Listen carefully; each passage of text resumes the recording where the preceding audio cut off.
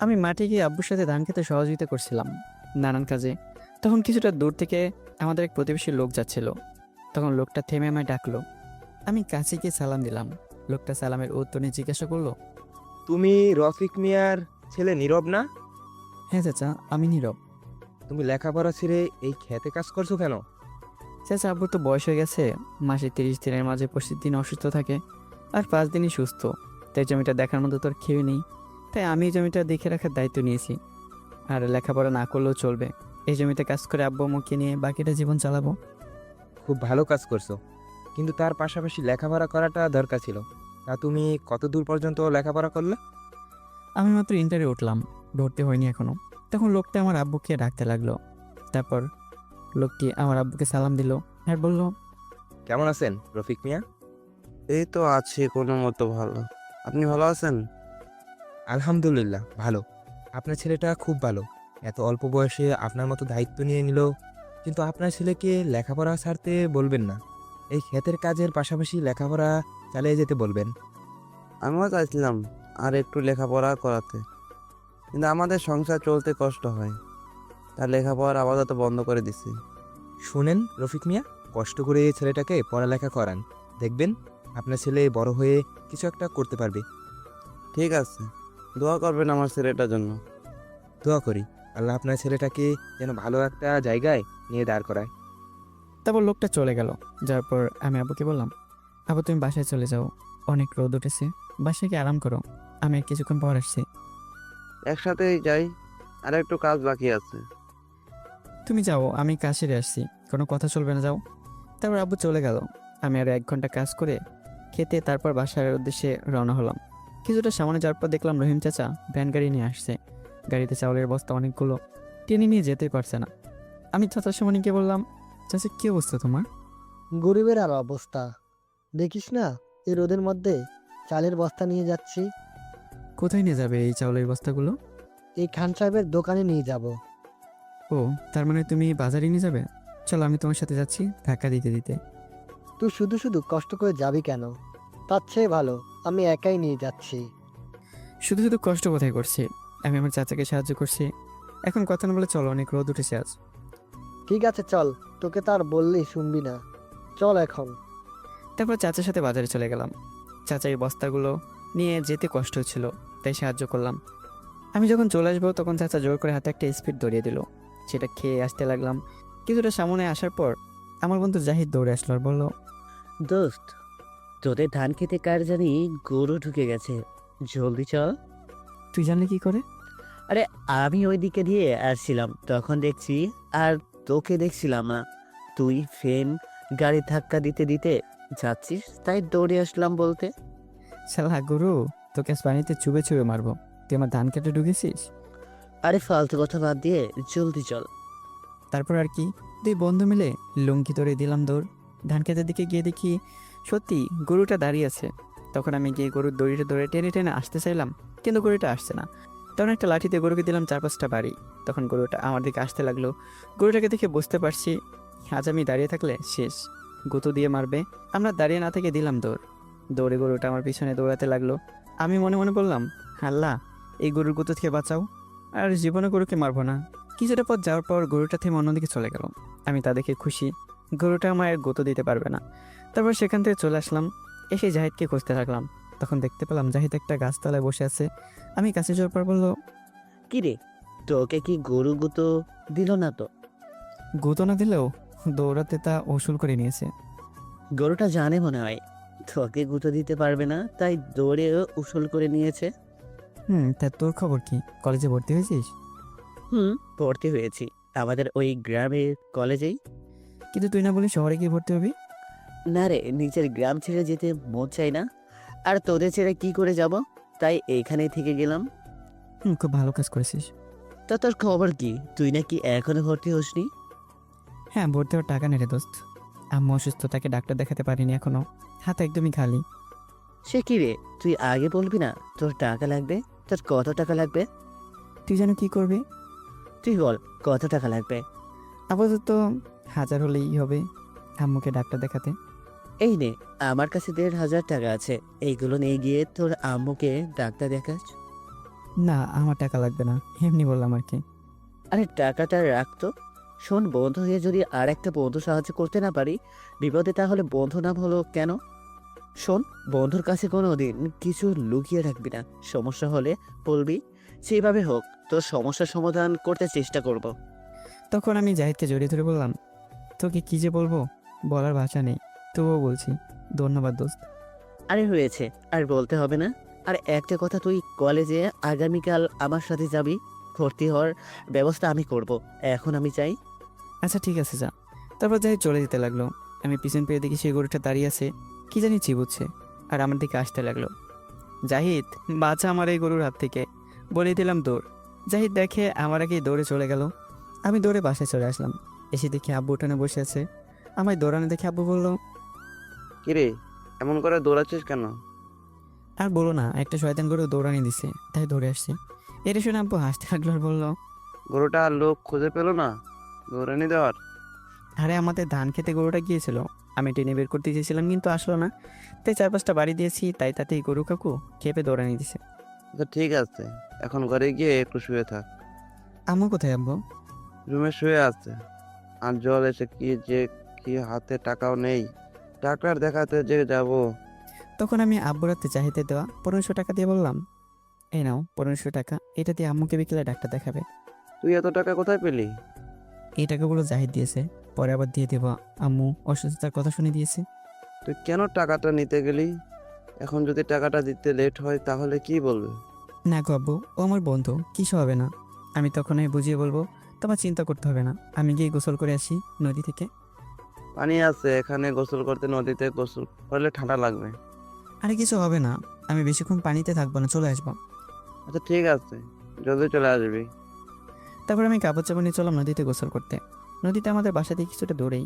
তারপর গোসল করে এসে দেখি আম্মা এখনো ঘুমোচ্ছে, আর আব্বু গোসল করছে। আব্বু বসার পর আম্মুকে উঠিয়ে নিয়ে আমি খাবার দিলাম।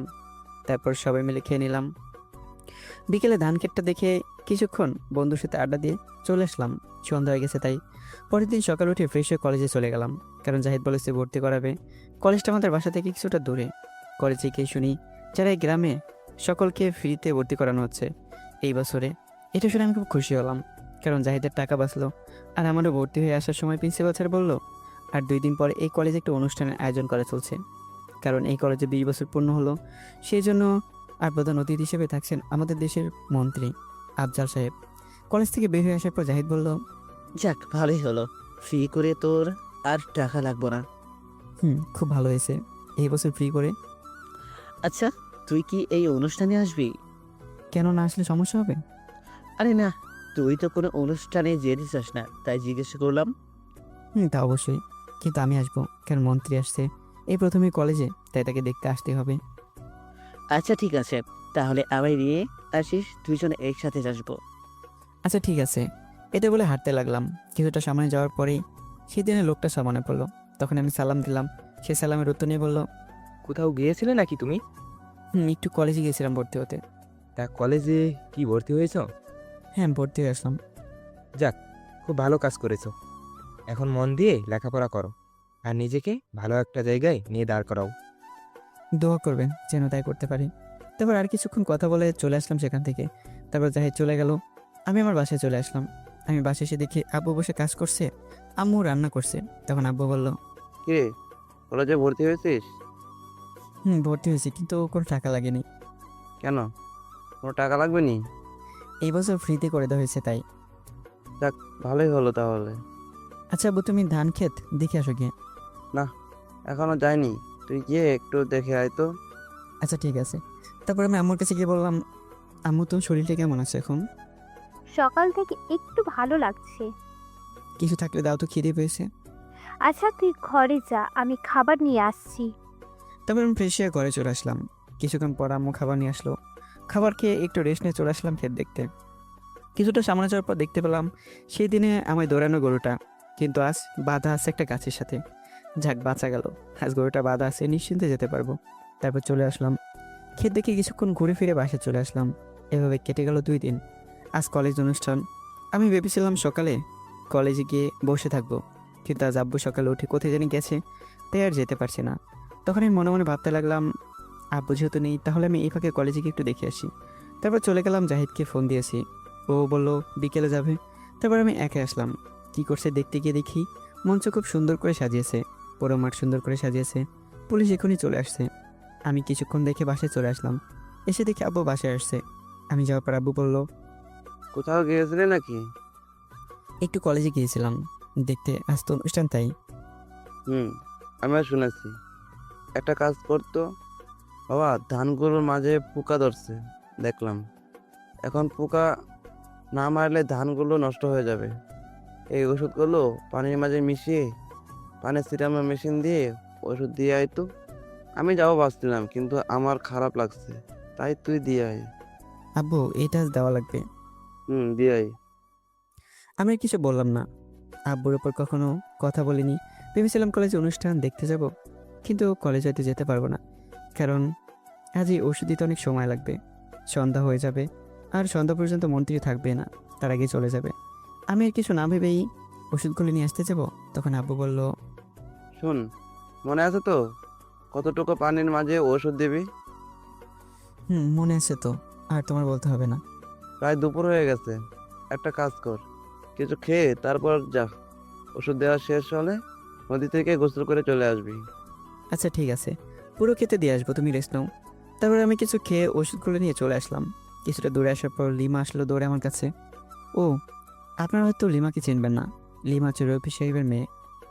আমি রফিক চাচা বলে ডাকি। রফিক চাচার বাসা আমাদের বাসা থেকে কিছুটা দূরে। তখন লিমা আমার কাছে এসে বলল, কোথায় যাচ্ছ তুমি? ধান খেতে ডুবে মরতে। শয়তান বান্দর, ফালতু কথা রাখো আর সত্যি কথা বলো। ধান খেতে যাচ্ছে ওষুধ দিতে। কি, আজ না কলেজে অনুষ্ঠান? তাহলে সেখানে কে যাবে শুনি? ও, লিমা আর আমি একই ক্লাসে পড়ি, আর আমরা বন্ধু। সাথে জাহিদ। আর একটা কথা বলে রাখি, লিমা জাহিদকে পছন্দ করে, কিন্তু বলতে পারছে না, এটা আমায় বলেছে। কি আর করা, আব্বু নাকি ভালো লাগছে না, তাই মা পাঠিয়েছে। আচ্ছা, তাহলে আর কি করা? আমি না হয় আমার প্রাণ পাখিকে নিয়েই যাই। আজকে তো ভালোবাসার কথাটি বলতে হবে। চেষ্টা করব, কিন্তু সামনে গেলে বুক ধুপ ধুপ করে ভয় লাগে, তখন আর বলতে পারি না। আর বসে থাকলে হবে না, বলে দিতে হবে। আজ কি, নয়তো দেখিস অন্য কিছু নিয়ে যাবে। না, আজ বলবই। Best of luck. ও, আর একটা কথা বলতে ভুলে গেছি, মন্ত্রীর মেয়ে আসবে এই গ্রাম ঘুরে দেখতে। তাই নাকি? মন্ত্রীর আবার মেয়েও আছে?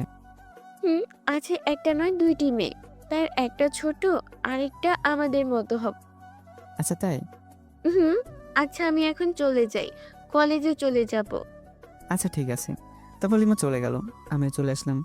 এসে পানি নিয়ে ওষুধ তার সাথে দিয়ে খেতে দিতে লাগলাম। ওই ওষুধ 2 বার দিতে হয়, তাই সময় লাগে। একবার ওষুধ দিয়ে শেষ করলাম, দেখি 3:30 বেজে গেছে। প্রচণ্ড রোদ আর গরমও লাগছে, তাই আমার গায়ের গেঞ্জি ছিল সেটা খুলে ফেলেছি, আর লুঙ্গি পরা ছিল সেটা ভালো করে প্যাঁচ দিয়ে নিলাম। আমাদের ক্ষেতের পাশে একটা রাস্তা আছে, সেখানে একটিমাত্র গাছতলা, সেখানে আমি গিয়ে বসলাম। পানি নিয়ে পানির মাঝে ওষুধ দিতে যাব, তখনই দেখলাম 2টো মেয়ে আসছে, খুবই সুন্দরী মেয়ে দুটো, প্যান্ট আর শার্ট পরা। আর তাদের পিছনে 6 থেকে 7 জন মোটা লোক, কালো শার্ট প্যান্ট পরা। মেয়ে দুটোর মাথার উপর ছাতা ধরে রাখছে, আর লোক দুটো। তখন আমি মনে মনে ভাবলাম, এরা আবার কারা? দেখে তো মনে হচ্ছে না এই গ্রামের মেয়ে, মনে হচ্ছে বড় লোকের মেয়ে। যাই হোক, তো আমার কি, আমি আমার খেতে ওষুধ দিই এদের চিন্তা রেখে। তারপর আমি ওষুধ পানিতে মেশাতে যাচ্ছিলাম, তখন মেয়েগুলো আমার সামনে দিয়ে যেতে লাগলো। তখন হঠাৎ থেমে গেল মেয়েগুলো, আর আমার সামনে দাঁড়িয়ে রইলো। আমি তাকে দেখি, একটা মেয়ে আমার দিকে তাকিয়ে রয়েছে। কিছুক্ষণ যাওয়ার পর তখন সে মেয়েটা বলল, এই ছেলে, তুমি একটু দাঁড়াও তো। আমি তখন বসে না থেকে উঠে দাঁড়ালাম, আর পাশের মেয়েটি ফিক করে এসে দিল। তখন মেয়েটা বলল, নীলা, হাসি বন্ধ কর, চুপ। আর তোরা একটু দূরে যা তো, একটু কথা আছে আমার এই ছেলের সাথে। সে কি রে, তুই কি কথা বলবি? তোকে বললাম না যেতে। গার্লস, তোমরা এখন দূরে যাও কিছুটা, আর পেছনে তাকাবে না, সোজা সামনে তাকিয়ে থাকবে, আমি যতক্ষণ না বললি তাকাতে। হঠাৎ কি হলো তোর? বলতো, এতক্ষণ তো ভালোই ছিলি। সব বলবো, একটু দূরে যা। তারপর গার্ড আর নীলা চলে গেল। অনেকটা সামনে গেল গার্ডগুলো, মেয়েটার কথা মতো সামনে তাকিয়ে রইল। তখন মেয়েটা আমায় বলল গাছের আড়াল একটু যেতে। আমি গেলাম। তারপরে মেয়েটা গিয়ে আমার সামনে দাঁড়িয়ে পা থেকে মাথা পর্যন্ত তাকিয়ে কয়েকবার দেখলো। আর তখন মেয়েটি তার ঠোঁটে কামড় দিয়ে বলল, হে তো পুরো আগুন, কি হট লাগছে তোকে। আমি মেয়েটির কথা শুনে অবাক হয়ে গেছি। মেয়েটি চোখের দিকে তাকিয়ে দিয়ে কেমন যেন নেশার দৃষ্টিতে তাকিয়ে আছে, আর ঠোঁট কামড়াচ্ছে। আমার দিকে তাকিয়ে। আমি একটু ভয় পেয়ে গেলাম। আর এমন আচরণ দেখে আমি বললাম, কি কি কি বলছেন আপনি এগুলো?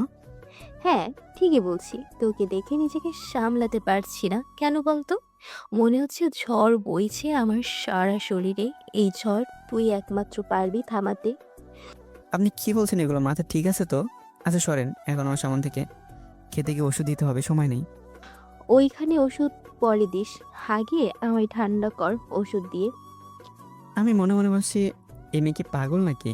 সবসময় উল্টাপাল্টা কথা বলছে। যাই হোক, এখন এখান থেকে কেটে পড়তে হবে। শোন, ফাইনাল ডিসিশন। তোমায় আমি পছন্দ করে ফেলেছি প্রথম দেখায়। আমার জীবনে এখন তোমায় প্রয়োজন। উফ, এমন হট ছেলে কে কি করে না পছন্দ করে থাকে? কি হট লাগছে, পুরাই আগুন। এখন থেকে তুমি আর আমি তোমার। আর কখনো কোনো মেয়ের দিকে তাকাবে না। আমি তো মেয়েটির কথা শুনে অবাক হয়ে গেছি। তখন নিজের দিকে একটু তাকিয়ে দেখলাম, কি দেখে প্রেমে পড়লো মেয়েটা? আমার গায়ে তো লুঙ্গি ছাড়া কিছুই পরা নেই। কি দেখলো এমন কি জানে? তখন মেয়েটা আবার বলল, কি মনে থাকবে তো, ভুলেও অন্য কোনো মেয়ের সাথে কথা বলবে না। আচ্ছা আপনি কে যে আপনার কথা শুনতে হবে? আমি কে? আমি হচ্ছি মন্ত্রীর মেয়ে, আর তোমার হবু বউ হব। আমি অবাক হয়ে বললাম, কি? আপনি মন্ত্রীর মেয়ে? হুম, আমি মন্ত্রীর মেয়ে। আল্লাহ বাঁচাও। এই বলে আমি ওষুধগুলোর পানিতে না মিশিয়েই দিলাম দৌড়। তখন মেয়েটি পিছন থেকে বলল, ওই আমার হর জানু, দাঁড়াও, কোথায় যাও? এদিকে আসো। আমি দুঃখিত, আপনার নাম্বারটি ভুল জায়গায় এসে গেছে, আপনি অন্য কোথাও ট্রাই করেন। কি উল্টাপাল্টা কথা বলছো? আমি ঠিক নাম্বার ট্রাই করছি, ভুল জায়গায় নয়। আমি মনে মনে ভাবছি, নীরব, এই মেয়ের পাল্লায় পড়িস না, জলদি পালা, এই মেয়ে নিশ্চয়ই পাগল। তারপর দৌড়ে খেতে চলে গেলাম। খেতে অনেক কাদা আছে। আমি জানি এই মেয়ে কখনো এখানে আসবে না, বড় লোকের মেয়ে, সে কি আর কাদায় নামবে? তখন মেয়েটি রাস্তার উপর থেকে বলল, ওই আসো না, চলে গেলে কেন? আসো বলছি, কথা আছে। না, আমি এখন ওষুধ দেবো খেতে, আপনি এখন যান, আপনার লোকের কথা নেই আমার। তুমি না আসলে কিন্তু আমি নেমে আসবই বলে দিলাম। আপনি নামলে আমি দৌড়ে চলে যাব। দাঁড়াও, আসছি আমি। এই বলে মেয়েটি আসতে যাবে, তখনই নীলাশি মেয়েটিকে উদ্দেশ্য করে বলল, মায়া, তোর আব্বু ফোন দিয়েছে, বললো তাড়াতাড়ি যেতে, অনুষ্ঠান শুরু হয়ে গেছে।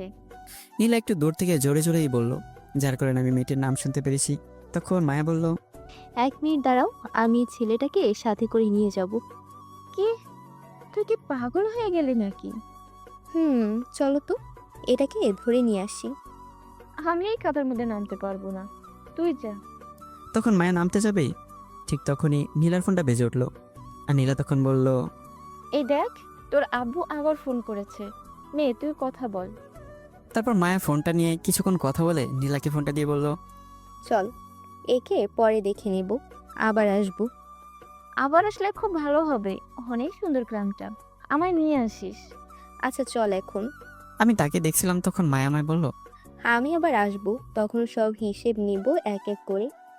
এই বলে চলে গেল। তখন আমি মনে মনে বললাম, যাক বাঁচা গেল, পাগল মায়া নিশ্চয়ই পাগলাগারো থেকে আসছে, তাই এত লোক বুঝতে পারছে। পরে এসে আমায় খুঁজে পাবে কোথায়? এখন ওষুধগুলো দেওয়া যাক, অনেক লেট হয়ে গেছে। তারপর আমি পুরো খেতে ওষুধ দিলাম, দিতে সন্ধ্যা হয়ে গেছে। তারপর নদী থেকে গোসল করে বাসে এসে কিছু খেয়েছি। তখন আম্মু বলল, কি রে, অনুষ্ঠানে যাবি তুই? এখন তো শেষ হওয়ার পথে অনুষ্ঠান, আর গিয়ে কি করব? অনুষ্ঠান শেষ হতে আরো লেট হবে, 9টা বাজতে পারে, গেলে গিয়ে দেখে আয়। আচ্ছা ঠিক আছে, আব্বু কোথায়? তোর আব্বু বাজারে গেছে, তুই যা। তারপর আমি কলেজে চলে আসলাম। এসে দেখে অনেক মানুষ কলেজের মাঠে, আর মঞ্চে দেখলাম মন্ত্রী বসে আছে, পাশে মায়া বসে আছে। কিন্তু মায়াকে দেখে যা বুঝতে পারলাম, তার কোনো অনুষ্ঠানের উপর খেয়ালই নেই। উপরের দিকে তাকিয়ে কী জানি ভাবছে আর মুসকে মুসকে হাসছে। তার কিছুক্ষণ পর মন্ত্রী চলে গেল। রাত 8টায় অনুষ্ঠান শেষ হলো। আমি তারপর বাসায় চলে আসলাম। আসার পর দেখি আব্বু বসে আছে বাইরে। তখন আমায় দেখে বললো, অনুষ্ঠান শেষ হয়ে গেছে বাবা। হ্যাঁ আব্বু শেষ। খেতে কি ওষুধগুলো ভালো করে দেওয়া হয়েছে? কোনো সমস্যা হয়নি তো? না, কোনো সমস্যা হয়নি, তবে আব্বু অনেক পাখি আসে ক্ষেতের মাঝে, এতে করে ধানের সমস্যা হচ্ছে। পাখিগুলো এসে ধান নিয়ে যাচ্ছে, নষ্ট করে দিচ্ছে। তাহলে তো আমাদের ফসল নষ্ট হয়ে যাবে না, কষ্টটুকু বিফলে যাবে। তুমি একটা কাজ করো, 10-15টার মতো কাকতারও বানাও, তাহলে পাখিগুলো ভয়ে আর আসবে না। আচ্ছা তাহলে আমি আগামীকাল থেকে বানাবো। এখন নাই, খাবার খেয়ে নিই, অনেক রাত হয়ে গেছে। আচ্ছা ঠিক আছে, আমি ফ্রেশ হয়ে আসছি, তুমি ঘরে গিয়ে বসো, আম্মুকে বললো খাবার রেডি করতে। তারপর আব্বু চলে গেল, আমি গেলাম ফ্রেশ হয়ে, আর ফ্রেশ হয়ে আসলাম। এসেই তারপর আব্বু আর আম্মু সবাই মিলে খাবার খেয়ে নিলাম।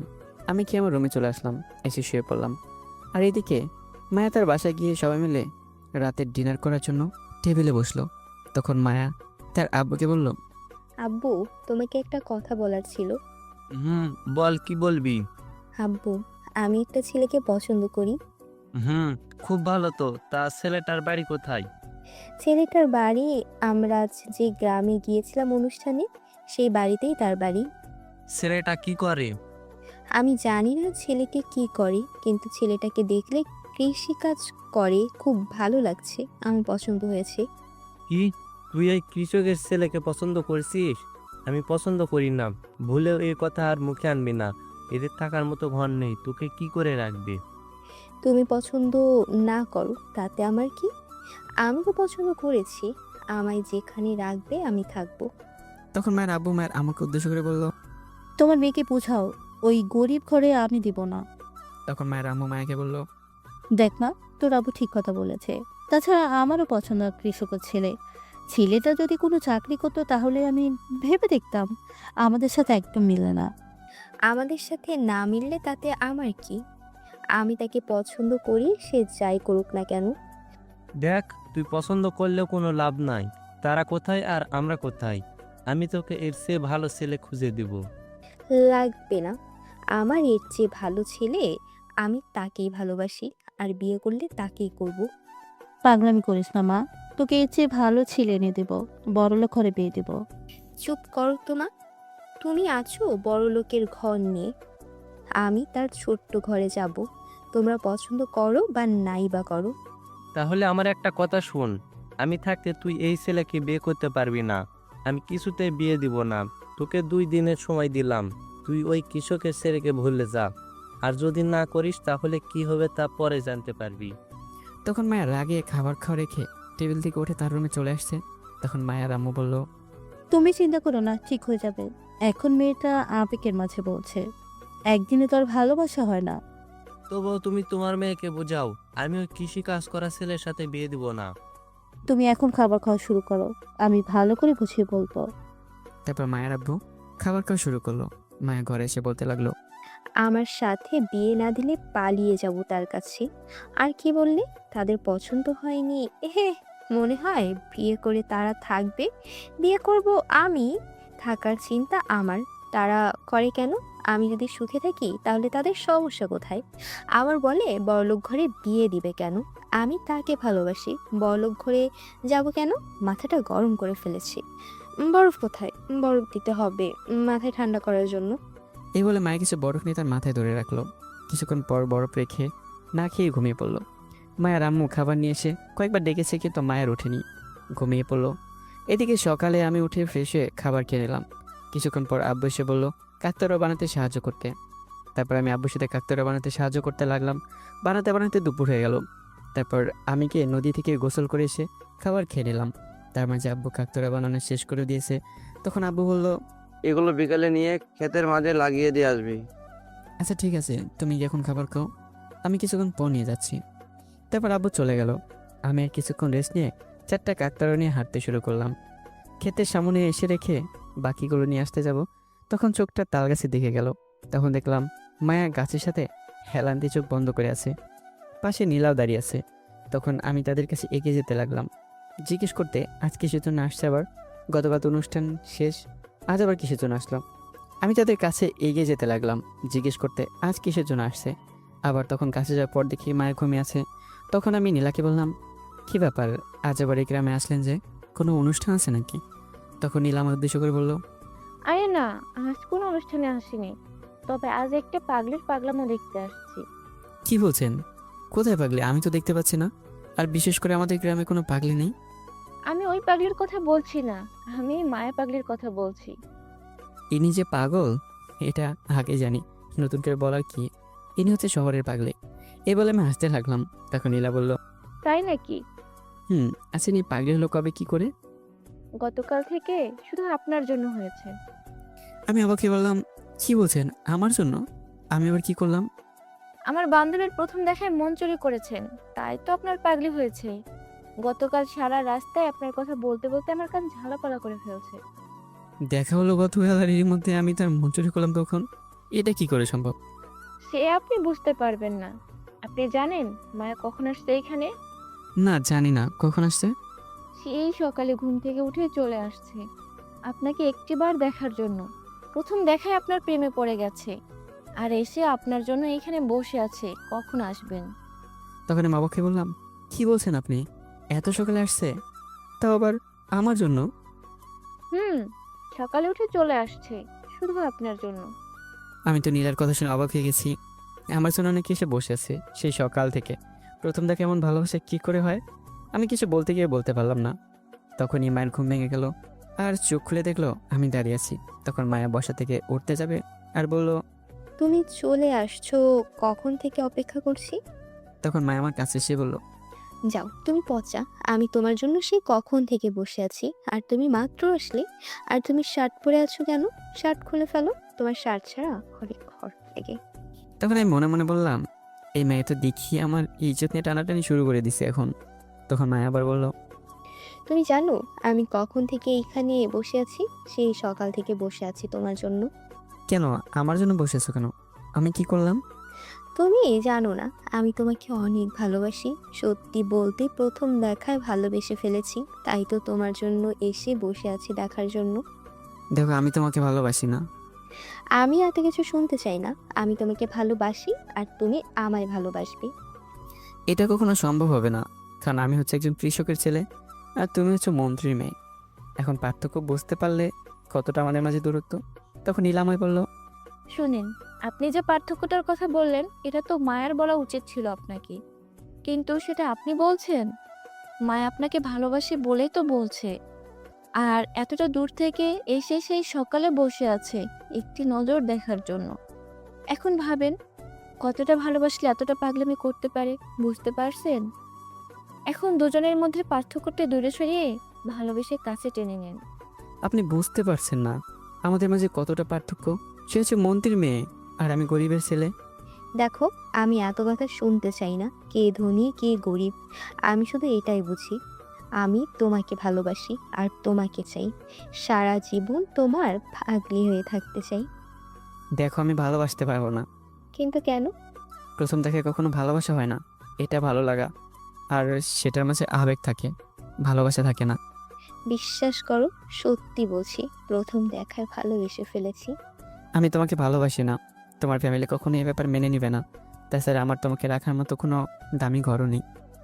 আমার কিছু লাগবে না, তুমি যেমন করে রাখবে আমি থাকবো। আমার ফ্যামিলি না মানলে আমি পালিয়ে আসবো তোমার কাছে। এতগুলো ডায়লগ মুভিতে দিলেই মানায়, বাস্তবে না। আমি ভালোবাসতে পারবো না। এটা বলে আমি চলে আসতে লাগলাম। তখন মা নীলাকে বলল, আচ্ছা নীলা, তুই বলতো ছেলেরা কি ঘাটতারা হয়? আমার আইডিয়া অনুযায়ী ছেলেরা ঘাটতেরা হয় না। তাহলে এই শয়তানটা ঘাটতারা কেন? কি জানি কেন তোকে ভালোবাসতে চাইছে না। অন্য কোনো ছেলে হলে এতক্ষণে হ্যাঁ বলে দিত। আমার মনে হয় না রাজি হবে। রাজি হবে না মানে? দাঁড়া, এক্ষুনি রাজি করাচ্ছি। ভালোবাসার কথা তার মুখ দিয়ে বলাবো, তুই শুধু দেখ। কি করবি তুই এখন? তুই শুধু দেখ কি করি। ভালো করে বললাম তো শুনলো না, এখন তার উল্টো করব। মন নিয়ে নিল, প্রথম দেখায় ভালোবেসে ফেলেছি। এক কথায় এখন বলে ভালোবাসবো না, আমায় ফিরিয়ে দিচ্ছে। তারা দেখাচ্ছি মজা। তখনই নীলা বলে উঠল, এই, তোর আব্বু ফোন করছে, কি বলবো?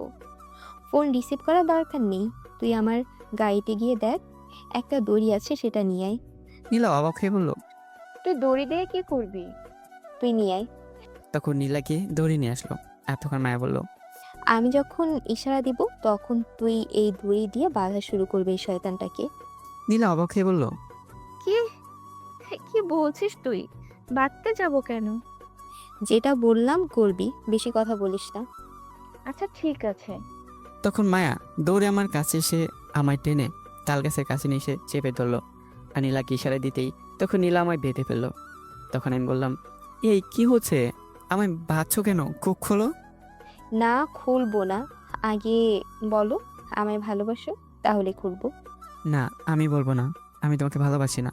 তখন মায়ের রাগী গলায় বলল, তাহলে আমায় ভালোবাসবি না? না, আমি ভালোবাসতে পারবো না। দেখ, আমার কিন্তু রাগ উঠে যাচ্ছে। ভালোভাবে বলছি ভালোবাসতে। আমি বলেছি তো আমি ভালোবাসতে পারবো না। এতে জোর করে কি হলো? ভালোবাসা কখনো জোর করে পাওয়া যায় না। জোর করেও পাওয়া যায়। দাঁড়া, আমায় ভালোবাসবি না তো তুই? আমার না হলে আমি কারো হতে দেব না। নীলা, গাড়িতে গিয়ে দেখ একটা চাকু আছে, সেটা নিয়ে আয়। আজ এর ওই জিনিসটা কেটে দেব, তাহলে আর কারো হতে পারবে না। আমি তো মায়ের কথা শুনে পড়ে বেক্কেল হয়ে গেছি আর ভয় পেয়ে গেলাম। তখন আমি বললাম, কি কি কি বললে তুমি? এটা প্লিজ এটা করো না। তাহলে আমায় ভালোবাসতে হবে। না, ভালোবাসতে পারবো না, অন্য কিছু বলো। বিয়ে করতে হবে। সেটাও পারবো না, অন্য কিছু বলো। তাহলে কিছু করার নেই, চাকু নিয়ে আয় জলদি। তখন আমি ভয়ে তাড়াতাড়ি বলে দিলাম, ঠিক আছে আমি রাজি ভালোবাসতে, তবু আমার এই সম্পর্কটুকুর সাথে এমন করো না। তাহলে আই লাভ ইউ বলো। ঠিক আছে, I love you. I love you too আমার জান। এই বলে জড়িয়ে ধরলো আমায়, আর আমাকে কিস করতে লাগলো। আমি মনে মনে বললাম, শয়তান মেয়ে, ব্ল্যাকমেল করে ভালোবাসার কথা বলে নিল। কখনো ভালোবাসবো না, একবার ছুটে বাসায় যাই। তারপর মায় আমার বাঁধন খুলে দিল আর আমার বাসায় যেতে চাইলো।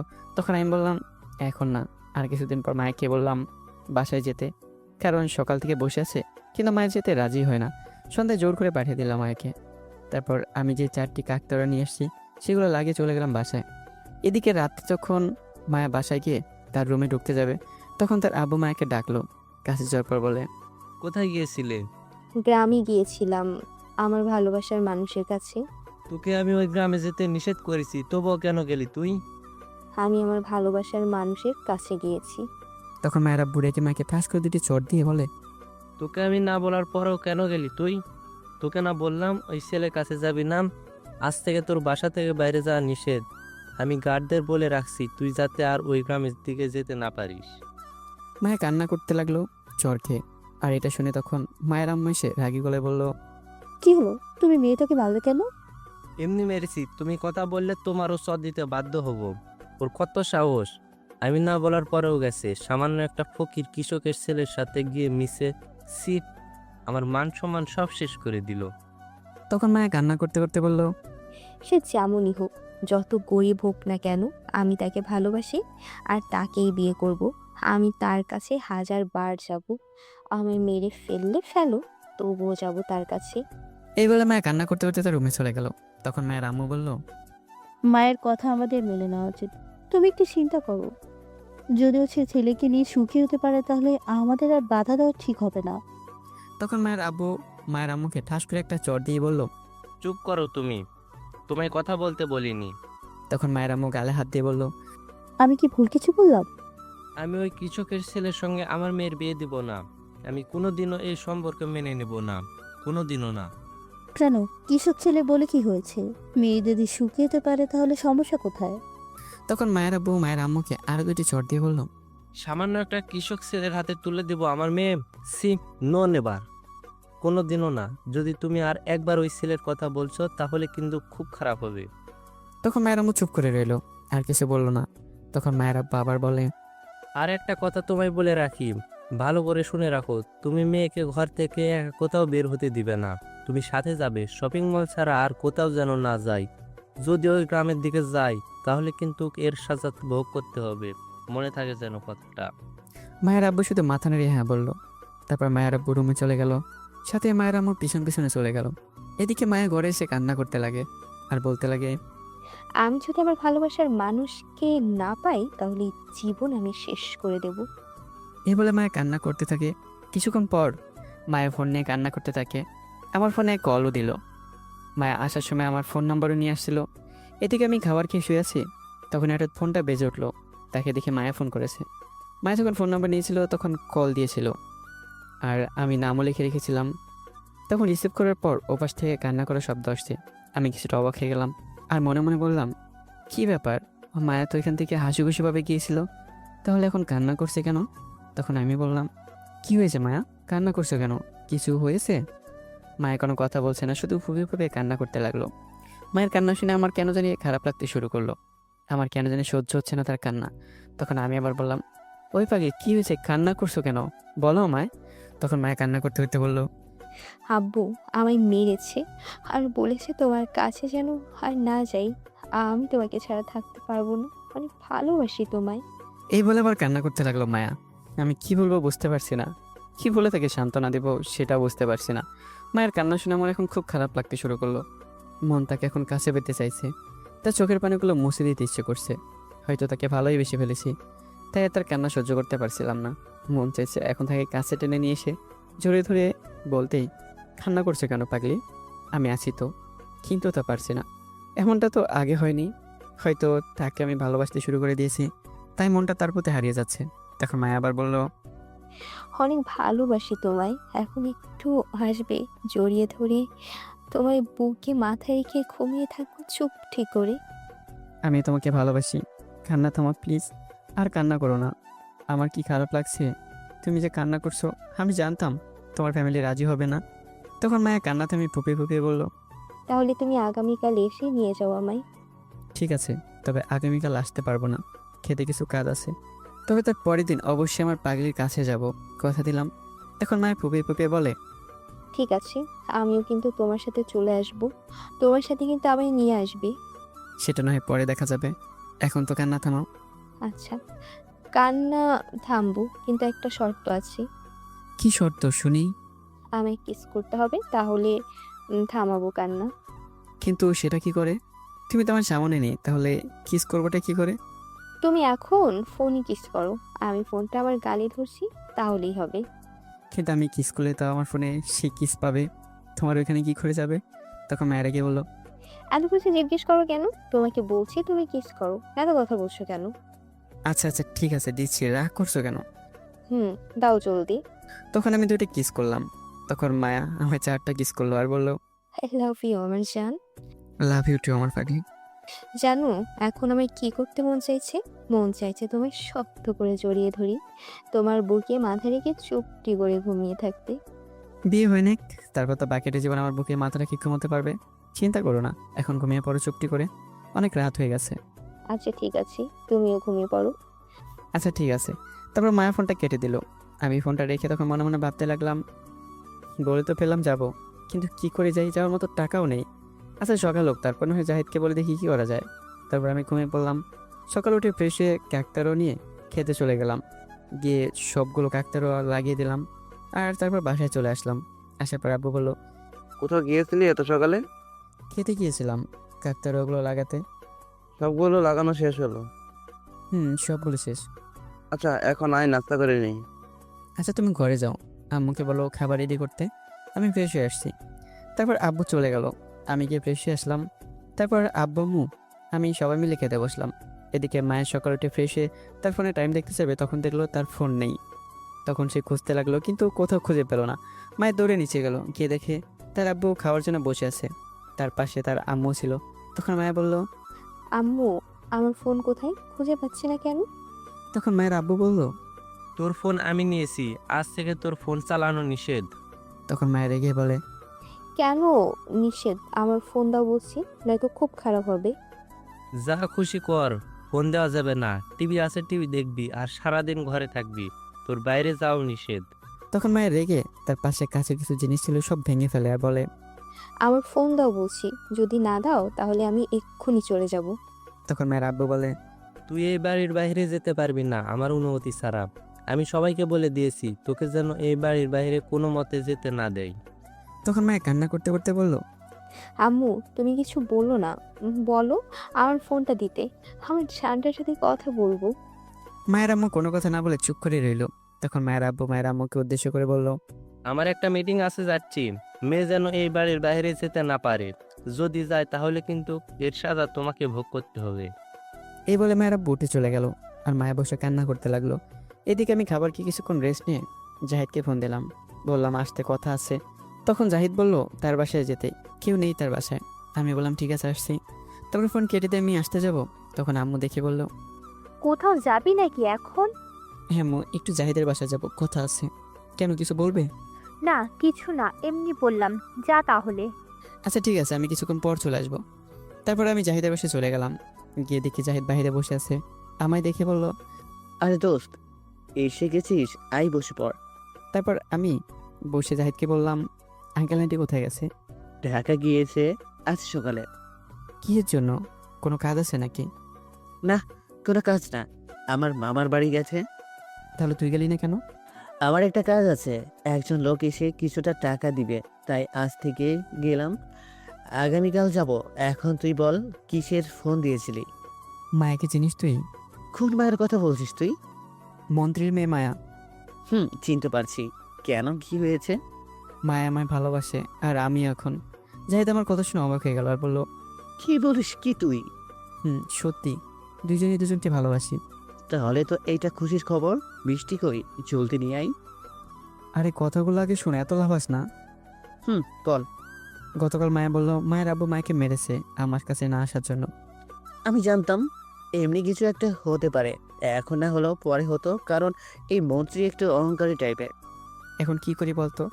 মায়া আবার বলল তার বাসায় যেতে, অনেক কান্নাকাটি করেছে।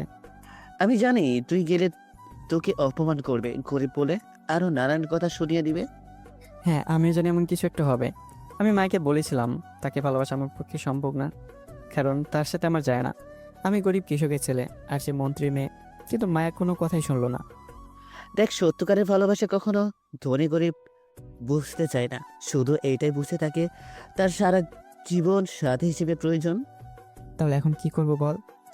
আচ্ছা, তুই একটা কাজ কর, তুই তোর আব্বুকে বল তুই একটা মেয়েকে পছন্দ করিস, তারপর তোর আব্বুকে নিয়ে মায়ের আব্বুর সাথে তাদের দুইজনের ব্যাপারে কথা বলিয়ে দেখ কি বলে। তোর আব্বু গেলে মনে হয় না কিছু বলবে। আমার মনে হয় না আব্বু যাবে যদি শুনতে পারে মন্ত্রীর মেয়ে। আরে যাবে যাবে, তুই গিয়ে বলে দেখ। ঠিক আছে, কিন্তু আমি বলতে পারবো না। তুই বলবি কি আব্বুকে? ঠিক আছে, তাহলে আমি না হয় বলবো। আমার কি মনে হয় জানিস, মায়াকে যেহেতু তার আব্বু মেরেছে আমার কাছে না আসার জন্য, তাহলে নিশ্চয়ই আমাদের দুজনে ভালোবাসা মেনে নেবে না। তা ঠিক বলেছিস, কিন্তু তবুও যেতে হবে, গিয়ে দেখ কি বলো। হ্যাঁ, বলেছি যখন যাব গিয়ে দেখি কি হয়। নয়তো আর একটা কাজ করতে পারিস তুই। কি করতে পারি? দেখ, এমনি তোর আব্বু অসুস্থ, এত দূরে এখন নিয়ে যাওয়া ঠিক হবে না। তুই তোর আব্বুকে পড়ে এই কথা বল, আর এখন নিয়ে যাওয়ার প্রয়োজন নেই। আগে তুই গিয়ে দেখা করে আয়, আর কথা বলেও আয় মায়ের আব্বু আম্মুর সাথে। তারপর যদি তারা বলে তোর আব্বুকে আম্মুকে নিয়ে যেতে, তারপর না হয় নিয়ে যাবি। আচ্ছা, তাহলে তাই হবে। আমি গিয়ে কথা বলে আসি, পরে যদি সব ঠিক থাকে তাহলে আব্বুকে নিয়ে যাব। তাই কর। কিন্তু আরেকটা সমস্যা এখানে। কি সমস্যা? আমার কাছে সেখানে যাওয়ার মতো টাকা নেই, আর পরার মতো আমার ভালো কিছু নেই। না আছে ভালো প্যান্ট, না আছে শার্ট। আচ্ছা, এই কথা তাহলে। হুম। আরে মন খারাপ করিস না, ভাড়া চিন্তা করতে হবে না তোর। আমি আগামীকাল যাব, আমার সাথে যাবি? আর ঢাকা আমার একটা চাষার দোকান আছে শার্ট প্যান্টের, সেখান থেকে নিয়ে দিব, তার কাপড় চিন্তা করতে হবে না। তখন আমি জাহিদের দিকে তাকালাম, তাকে বললাম, তুই আমায় অনেক সাহায্য করেছিস দোস্ত। আমি জানি না এগুলো কী করে পরিশোধ করব। আমি একটা জব নিয়ে তোর সব টাকা পরিশোধ করে দেবো। দেখ, রাগ তো তোর বাজে কথা, বন্ধু হয়ে যদি সাহায্য করতে না পারি তাহলে কিসের বন্ধুত্ব? তুই বিপদে আছিস, তাই তোর বিপদে আমি আছি। একদিন যদি আমি বিপদে পড়ি তাহলে সেদিন তো তুই থাকবি। আর তোর কাছে আমি টাকা চেয়েছি, টাকা দিতে হবে না। আমি সবসময় তোর সাথে আছি, কিন্তু টাকা তো তোকে দেবই, সেটা বললেও না বললেও। আচ্ছা, এই কথা এখন থাক, আগামীকাল কখন যাবি এইটা বল। আগামীকাল সকালে যাব। আচ্ছা ঠিক আছে, তাহলে সকালে চলে আসিস রেডি হয়ে আমার বাসায়। আচ্ছা ঠিক আছে, আরেকটা কথা, লিমাকে কি তুই ভালোবাসিস? মানে ভালোবাসি, কিন্তু বলতে ভয় করে। হ্যাঁ, বুঝতে পারছি। আরেকটা কথা কি জানিস, লিমা তোকে ভালোবাসে, কিন্তু এই কথা বলতে তার নাকি ভয় করে। আমি বুঝতে পারছি যে লিমা কিছু একটা বলতে চাইছে, কিন্তু বলতে পারছে না। কিন্তু লিমা তো বললো তোকে নাকি অনুষ্ঠানের দিন তার ভালোবাসার কথা জানিয়ে দেবে। কিছু বলিনি তোকে? কিছু বলেনি তো, শুধু একবার হাত ধরেছিল আর আমার ঠোঁটের কাছে এসেছিল, কিন্তু তারপর দৌড়ে চলে গেছে। বোকা কোথাকার, তবু তুই বুঝতে পারলি না যখন চলে গেছে তুই গিয়ে হাতটা ধরে বলে ফেলতি ভালোবাসিস। আমার ভয় করছিল বলতে। শালা, তোকে দিয়ে কোনো কাজ হবে না। চল তো, ভয় পেলে হবে না। আজ তোকে গিয়ে প্রপোজ করতে হবে। তখন জাহিদ কিছুটা ঘাবড়ে গিয়ে বলল, এখন না দোস্ত, পরে বলবো। পরে বলতে বলতে তাকে কেউ নিয়ে চলে যাবে, এখনই চল। কিন্তু আমার ভয় করছে। আমি কিছু বলতে যাবো তখনই কেউ পেছন থেকে এসে কাশি দিল। তাকে দেখে লিমা দাঁড়িয়ে আছে, হাতে একটা লাঠি নিয়ে দাঁড়িয়ে আছে। তখন আমি বললাম, এই দেখ, নাম নিতে না নিতে হাজির। তোর আর কষ্ট করে যাওয়া লাগলো না, কিন্তু লাঠি নিয়ে আসলো কেন? তখন লিমা বলল, হুম, এসেছি, কিন্তু আজের হাড্ডিগুড্ডি সব ভাঙবো। তখন তো আমি অবাক হয়ে বললাম, কেন, কি হয়েছে? কত সাহস, আমি থাকতে বলে সে নাকি সিঙ্গেল, আজও প্রেম করে না। তখন জাহিদ বলে উঠলো। এই মিথ্যা কথা আমি কাউকে বলিনি। তখন লিমা সে জাহিদের কলার ধরে 2টা বাড়ি মেরে বলল। আজ ফেসবুকে রং তুলি নামে আইডিতে কি বলেছিস? তখন জাহিদ চুপ করে রইল। তখন লিমা আবার যে বাড়ি দিতে যাবে, তখন আমি লাঠি লিমার হাত থেকে নিয়ে বললাম, আরে ভুলে বলে ফেলেছে, তখন তো রিলেশন করেনি তোমার সাথে, তাই বলেছে। কিন্তু তুমি কি করে জানলে? আমি জানবো না তো কে জানবে? আইডিটা আমার। হো, এই কথা। অনেক দিন ঘুরেছি এর পেছনে, জানি আমি ভালোবাসি, তবুও ঘুরিয়েছে না বলে। আমি মেয়ে মানুষ হয়ে কি করে আগে বলি? কত কিছু করে বুঝিয়েছি, কিন্তু তবুও চুপ করে রয়েছে। আজ সব হিসেব নিব। তখন জাহিদ করুণ দৃষ্টিতে তাকিয়ে বলল। মারবে নাকি আমার? তখন লিমা রাগী গলায় বলল। না, আদর করব। তখন আমি বললাম, আরে যা হওয়ার হয়েছে, এখন দুজন দুজনকে ভালোবাসার কথা বলে দাও। জাহিদ, তুই প্রথম বল। কিন্তু ভয় করছে। তখন লিমা রাগী গলায় বলল। লাঠি কই আমার, দাও তো, এর ভয় আমি বের করছি। ওগো আমার সুন্দরী, রাগই তো দেখেছি কম হয়নি, রাগটা একটু কম করো। বউ হয়ে আমার কাছে আসো, কথা দিলাম সারা জীবন বুকে জড়িয়ে রাখবো তোমায়, কষ্ট পেতে দিব না। তোমায় হবে কি আমার আব্বু আম্মুর বৌমা। তখন লিমা গ্লাস হাতে নিয়ে বলল। হবে না মানে? আমি তো রাজি আছি, ডাকো এখন চাইলে কাজী। তারপর দুজন দুজনকে জড়িয়ে ধরলো। আর আমি বললাম, তাহলে এই দুজনের প্রেম চলতে থাকুক, আমি যাচ্ছি, পরে আসবো আবার। ততক্ষণে আমার বন্ধুকে সামলে রাখো লিমা। ঠিক আছে। তখন আমি লাঠি নিয়ে আমার বাসার উদ্দেশ্যে রওনা দিলাম। কিছুক্ষণ পর বাসায় চলে আসলাম। এসে দেখি আব্বু বাইরে বসে আছে। তখন আমি আব্বুর কাছে গিয়ে বললাম, আব্বু একটা কথা বলার ছিল। কি বলবি বল। আমি আগামীকাল একটু ঢাকা যাব জাহিদের সাথে। ঠিক আছে, টাকা না হয় যাবি, কিন্তু বাবা আমার কাছে তো কোনো বেশি টাকা নেই, 100-এর মতো আছে, তা দিয়ে কি তোর হবে? টাকা লাগবে না আব্বু, জাহিদ সব খরচ দেবে, আমার কোনো টাকা লাগবে না। ঠিক আছে, যাস। তারপর আমি আমার রুমে চলে আসলাম। রুমে এসে ফোনটা নিয়ে ভাবতে লাগলাম, মায়েকে তাহলে ফোন করে বলে দিই আমি আগামীকাল আসছি। তখন ফোনটা নিয়ে মাইকে কল দিলাম, কিন্তু মায়ের ফোন বন্ধ বলছে। অনেক ট্রাই করলাম, কাজ হলো না। তখন মনে মনে ভাবতে লাগলাম, কি ব্যাপার, মায়ের তো ফোন বন্ধ করার কথা না, কিছু হয়েছে নাকি আবার? না, কি আর হবে, এমনও হতে পারে ফোনে চার্জ নেই। থাক, আগামীকাল কিনা হয় কথা হবে। তারপর ফোনটা রেখে একটু ঘুমিয়ে তারপর উঠে সারাদিন ঘোরাঘুরি করে কাটিয়ে দিলাম।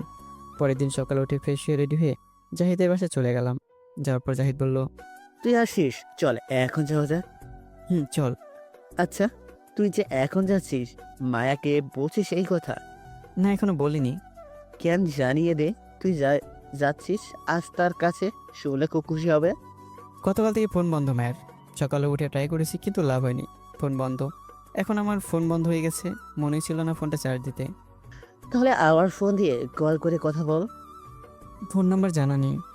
দূর হানা, তুই কোনো কাজেরই না, নিজের গার্লফ্রেন্ডের ফোন নাম্বার মনে রাখতে পারিস না।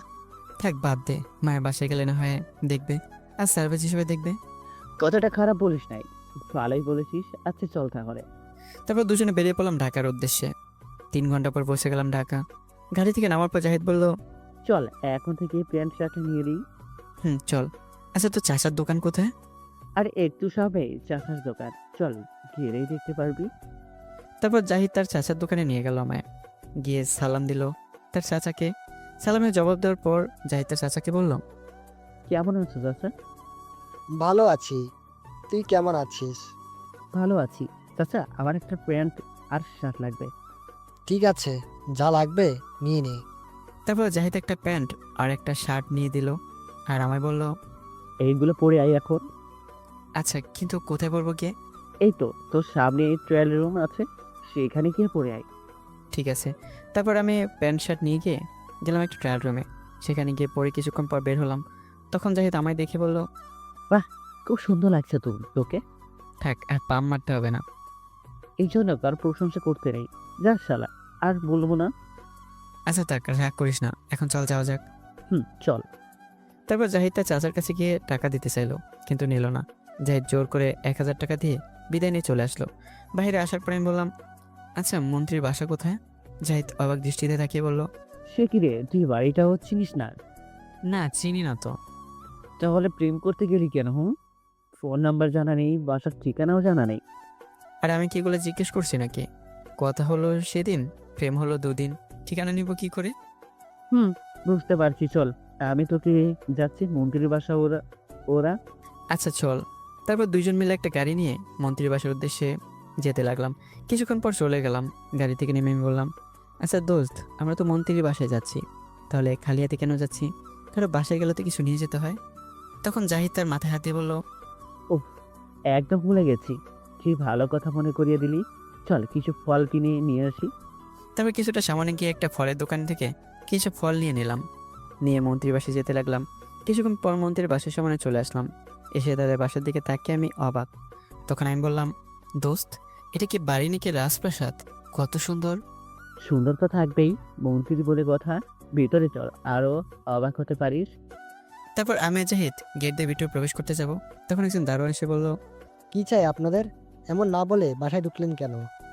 তখন জাহিদ দারোয়ানকে বলল, জি, আমরা গ্রাম থেকে আসছি মন্ত্রী সাহেব এর সাথে কথা বলতে। আমাদের কি মন্ত্রী সাহেবকে চিনেন? চিনে আপনাদের? আচ্ছা দাঁড়ান, আমি জিজ্ঞেস করে আসছি। আচ্ছা ঠিক আছে। তারপর দারোয়ান চলে গেল। কিছুক্ষণ পরে সে বলল, আসেন, ভিতরে আসেন। তারপর আমরা ভেতরে চলে গেলাম। ভেতরে যাওয়ার পর দেখতে পেলাম অনেকগুলো লোক দাঁড়িয়ে আছে, তারা হয়তো বডিগার্ড।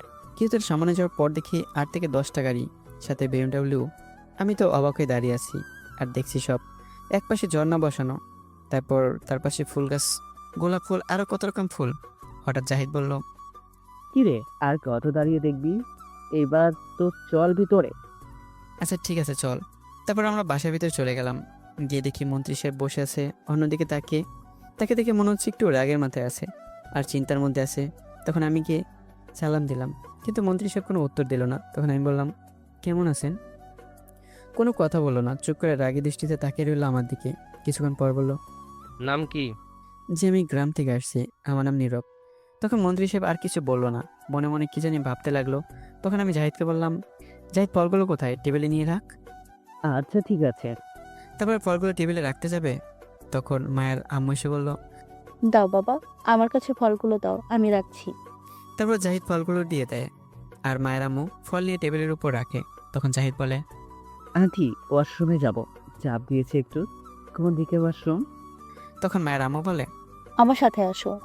তারপর জাহিদ তার পিছনে পিছনে যায় একটা রুমে। যাওয়ার পর মায়ের আম্মু বলল, আচ্ছা, আমার মেয়ের জামাইকে? এই তো দাঁড়িয়ে আছে যে মন্ত্রী সাহেব, এর সামনে সেটাই। মাশাল্লাহ, আমার মেয়ের পছন্দ আছে বলতে হবে, তাই তো এমন পাগলামি শুরু করে দিচ্ছে। আচ্ছা আন্টি, মায়া কি বাসায় আছে? সে কি, তোমরা কি মায়ের সাথে দেখা করতে আসছো? নীরব আসছে আপনাদের সাথে কথা বলতে আর মায়ের সাথে কথা বলতে। কিন্তু মায়া তো গতকাল রাতে পালিয়ে গেছে তার কাছে, বললো গ্রামে চলে যাবে, আর আমি পালিয়ে যেতে সাহায্য করেছি। মায়ের আব্বু এই সম্পর্কে অমত। তখন জাহিদ অবাক হয়ে বলল, কি বলছেন আন্টি? মায়া তো এখনো যায়নি। কি, যায়নি? গ্রামে গেলে অবশ্যই দেখতাম তাকে যায়নি। তোমরা বড্ড বড় ভুল করেছো আজ এসে, নিশ্চয়ই কিছু একটা হবে তোমাদের উপর। জাহিদ ভয়ে চুপ করে রইল মায়ের আম্মুর কথা শুনে। তখন মায়ের আম্মু আবার বলল, মায়া পালিয়ে গেছে বলে আমায় অনেক মেরেছে, আর ইতিমধ্যে পুলিশকে খোঁজার দায়িত্ব দেওয়া হয়েছে। মায়াকে যেখান থেকে পাই তুলে নিয়ে আসবে। মায়ের আব্বু একদম রাজি নেই সম্পর্কে। তখন জাহিদ মায়ের আম্মুকে বলল, আচ্ছা আন্টি, কেন রাজি না? নীরব গ্রামের গরিব ছিল বলে? সেটা তো আছেই, তার পেছনেও আর একটা কারণ আছে, যেটা আমি জানতাম না, গতকাল রাতে শুনতে পেলাম। কি কারণ আন্টি সেটা? মায়ের আব্বু মন্ত্রী পদে আসার আগে নাকি একজনের সাথে হাত মিলিয়েছে মন্ত্রী হবে বলে, আর সেই লোকটা মায়ের আব্বুকে মন্ত্রী বানিয়ে দেবে বলেছে, কিন্তু তার বিনিময়ে মায়াকে তার ছেলের সাথে বিয়ে দিতে হবে, এই শর্ত দিয়েছিল। আর মায়ের আব্বু তখন রাজি হয়ে যায়, সে মন্ত্রী হবে বলে, তারপর মন্ত্রী করে দিয়েছে। এখন তার বিনিময়ে মায়াকে তার ছেলের সঙ্গে বিয়ে দিতে হবে, আর এই জন্য রাজি হচ্ছে না। আচ্ছা আন্টি, ছেলেটাকে আর সেই লোকটাকে আপনি জানেন? আমি সঠিক বলতে পারছি না কে, তবে আমি মায়ের আব্বুর পার্সোনাল গার্ডের কাছ থেকে শুনেছি এগুলো তার গার্ড সব শেষ এটাই বলেছে, ছেলেটা নাকি সারাদিন নেশায় থাকে আর অনেক মেয়ে নিয়ে রাত কাটায় হোটেলে। কি বলছেন আন্টি? তাই তো আমি মাকে পাঠিয়ে দিয়েছি যাতে গ্রামে চলে যায়। আর এই জন্য আমাকে মেরেছে। আর সেই গার্ডকে কি করেছে এটা আমি জানি না। আর এখন তুমি বললে মা যায়নি, তাহলে আমার মেয়েটা কোথায় এখন? চিন্তা করবেন না আন্টি, মায়া যেহেতু নীরবকে ভালোবেসে তাহলে নিশ্চয়ই গ্রামে যাবে। তাই যেন হয়। আচ্ছা আন্টি, আমরা এখন কি করব? দেখো কোনো মতে বুদ্ধি করে পালিয়ে যেতে পারো কিনা। যত তাড়াতাড়ি পারো পালিয়ে যাও। তোমার বেশি কিছু না হলেও নীরবকে অবশ্য কিছু করবে, এমনকি মেরে ফেলতেও পারে। জলদি যাও। আচ্ছা ঠিক আছে। এই বলে যে চলে আসতে যাবে, তখন মায়ের আম্মু আবার বলে, এ কি বাবা, তুমি না ওয়াশরুমে যাবে? ওয়াশরুমে এই দিকে চলে যাচ্ছ কেন? তখন জাহিদ দৌড়ে আসে আর ওয়াশরুমে গেল। কিছুক্ষণ পর বের হয়ে দৌড় দিয়ে নিচে গেল। আর এদিকে আমি অনেকক্ষণ দাঁড়িয়ে থেকে কোনো উত্তর পেলাম না মায়ের আব্বুর কাছ থেকে। কিন্তু মায়ের আব্বু মনে হচ্ছে কারোর সাথে চ্যাট করছে। তার কিছুক্ষণ পর মায়ের আব্বু একটা কাশি দিয়ে আমায় বলল। চলো আমার সাথে। তখন আমি বললাম, কোথায় যাব? গেলেই দেখতে পারবে, কথা না বলে সোজা চলো। এই বলে মায়ের আব্বু যেতে লাগলো। তখন আমিও যেতে লাগলাম তার পিছনে। হঠাৎ জাহিদ পিছন থেকে আমার হাত ধরে বলল। দাঁড়া, যাস না, আমার কথা শোন আগে। তখন আমি জাহিদকে বললাম, এখন কথা বলার সময় নেই, চল আগে শুনে আসি মায়ের আব্বু কী বলে। আমি যেতে বলছি তার সাথে। আরে আগে আমার কথা তুই শোন। না, এখন কিছু শুনবো না, চল। তখনই মায়ের আব্বু পিছন ফিরে বলল, কি হলো, দাঁড়িয়ে আসো কেন, আসো। আসছি। এই বলে জাহিদকে টেনে নিয়ে যেতে লাগলাম। তারপর মায়ের আব্বু তাদের বাসার পিছনের দিকে আমাদের নিয়ে গেল। যার পর দেখতে পেলাম সেখানে একটা ঘর, পুরনো, মনে হচ্ছে এই ঘরে দারোয়ান থাকে। তখন আমি ঘরের দিকে লক্ষ্য করলাম। আমার কাছে মনে হচ্ছে কেউ আছে এই ঘরে। আমাদের নিয়ে ঘরে যাওয়ার পর দেখতে পেলাম তখন সেখানে 8 থেকে 10 জন লোক দাঁড়িয়ে আছে। আমি তো দেখে অবাক। তখন মায়ের আব্বু বলল, এরা আমারই লোক, এদের আমি সহজে ডাকি না, কিন্তু আজ একটা কাজে ডাকতে হলো। কেন, কি হয়েছে আজ যার কারণে ডাকতে হলো? সেটা একটু পরে জানতে পারবে, এখন এদিকে আসো। তখন আমি কাছে যাওয়ার পর মায়ের আব্বু রাগী গলায় বলল, আমার মেয়েকে তো ভালো করেই তোর প্রেমের জালে ফাঁসিয়েছিস। তখন আমি অবাক হয়ে গেলাম তার এমন ব্যবহার দেখে, আর বললাম, কি বলছেন এগুলো? প্রেমের জালে ফাঁসিয়েছি মানে? কি, সত্যি কথা বললাম বলে অবাক হলি? তোদের মতো ছেলেকে আমার ভালো করে চিনা আছে। আপনি ভুল ভাবছেন, আমি কিন্তু সত্যি মায়াকে ভালোবাসি। তখন জাহিদ বলল, আঙ্কেল সত্য, নীরব মায়াকে অনেক ভালোবাসে। তুই চুপ কর, তোকে কথা বলতে বলিনি। সত্যি ভালোবাসিস না মিথ্যা তা আমি জানি। কি ভাবছিস আমি কিছু বুঝতে পারবো না? তোর মতলব কি? তোদের মতো গরিব ভিখারিকে চিনা আছে তিলে তিলে। দেখুন, আমরা গরিব, তাই বলে ভিখারি বলে গালি দেবেন না। হয়তো আপনার মতো এত বড় বাড়ি, গাড়ি, টাকা পয়সা নেই, কিন্তু আপনার চেয়ে বেশি ভালোবাসি গরিবের আছে, সেটা আপনার ঘরে নেই। ভালোবাসা দিয়ে কি হবে, টাকাই সব। তোদের ভিখারি বলবো না তো কি বলবো? তোরা তো মনে হয় 3 বেলা ঠিক মতো খেতে পারিস না, আবার আমার মেয়েকে নিয়ে প্রেমের জালে ফাঁসিয়েছিস। নিয়ে খাবে কে, তোর বাপ? আপনি কিন্তু মুখের ভাষা খারাপ করছেন। মা বাবাকে আনছেন কেন এখানে টেনে? তোদের মতো ভিখারির জন্য এই ভাষায় ঠিক আছে। কি ভাবছিস তুই আমার মেয়েকে তোর প্রেমের জালে ফাঁসিয়ে সব কিছু আমার কাছ থেকে নিয়ে যাবি? তা আমি কোনোদিনও হতে দেব না। আর তুই ভাবলি কি করে তোর মতো ছোট লোকের ঘরে আমার মেয়েকে দিব? আপনাকে আবারও বলছি, ভদ্রভাবে কথা বলুন। আর কি বলেন, আমি আপনার মেয়েকে প্রেমের জালে ফাঁসিয়েছি? আপনার মেয়ে উল্টো আমায় জোর করে ভালোবাসা নিয়েছে। আমি রাজি হতে চাইনি, আপনার মেয়ে রাজি করিয়েছে। আমি রাজি হতে কেন চাইনি জানেন? কারণ আমাদের সাথে চায় না আপনাদের, তাই রাজি হতে চাইনি। কিন্তু মায়ের ভালোবাসার কাছে হেরে গিয়ে রাজি হয়েছি। আর কি জানি বলেন, আপনার সব কিছু নেওয়ার জন্য আমি প্রেমের জালে ফাঁসিয়েছি। আমরা যদি না খেয়ে মরেও যাই, তবু অন্যের কাছে গিয়ে হাত পেতে না।